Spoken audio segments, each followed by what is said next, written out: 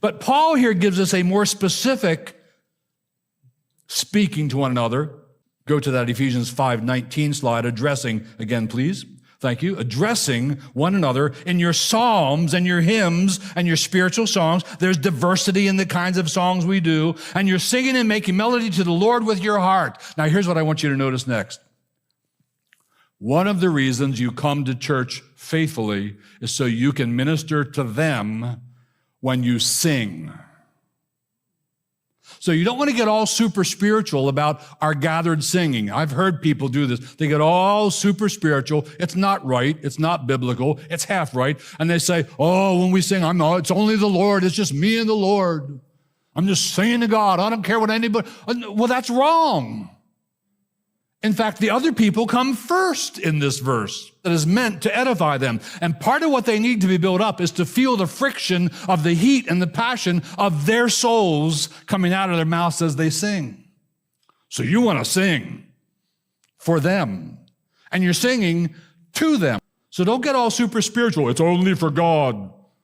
Well, it is primarily, it's ultimately for God, but it's also for your brothers and sisters in Christ. You have two audiences when you go to church, the humans in the room and God on his throne.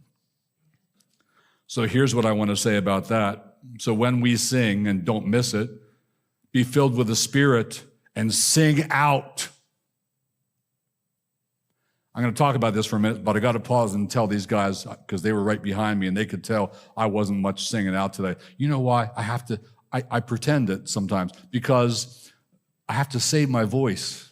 And I find if I sing, I don't use my voice rightly, and then I don't have a good voice for preaching. So I just I talk. Did you hear me just talking the words? Yeah.